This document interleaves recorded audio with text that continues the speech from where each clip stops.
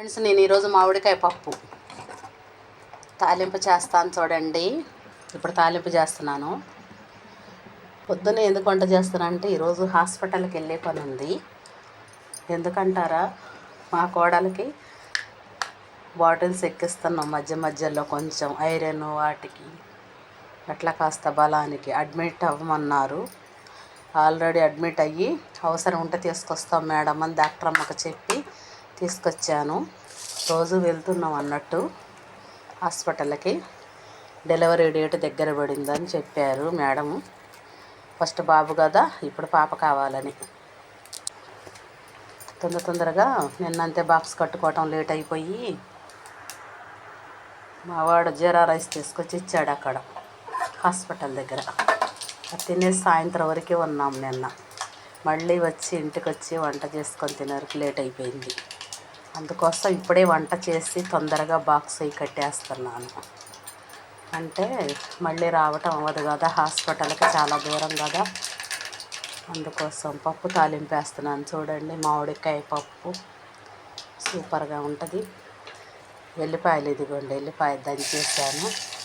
కరివేపాకు, మన చెట్టు కరివేపాకు, కాస్త ఇంగు వేస్తున్నాను.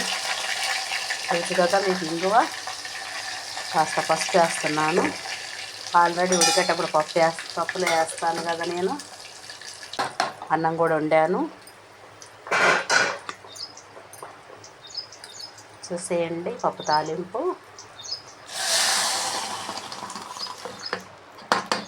నేను మీ Sharada tailor. Thank you friends. మామిడికాయ పప్పు ఎంతమందికి ఇష్టం చెప్పండి. సూపర్గా ఉంది కదా మన మామిడికాయ పప్పు.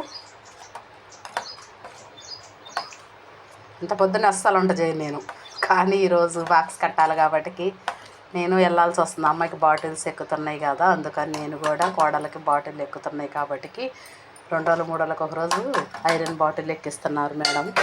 అందుకని నేను వెళ్ళాల్సి వస్తుంది. అందుకోసం పెందలాడి వంట చేస్తున్నాను. ఎంతమందికి నచ్చింది ఫ్రెండ్స్ మామిడికాయ పప్పు చూసేయండి. ఇంకా లేట్ ఎందుకు, మన మామిడికాయ పప్పు దింపేసి పక్క వేరే పొయ్యి మీద పెడదాం. పక్క పొయ్యి మీద పెట్టేస్తే ఇక్కడ కాస్త చిన్నది కొద్దిగా అట్లా తుడిస్తే, కాస్త స్టవ్ క్లాత్ వేసి ఇట్లా స్టవ్ తుడుచుకోవడం మాత్రం భలే ఈజీగా ఉంటుంది ఫ్రెండ్స్. Thank you. నేను మీ శారదా టైలర్. సబ్స్క్రైబ్.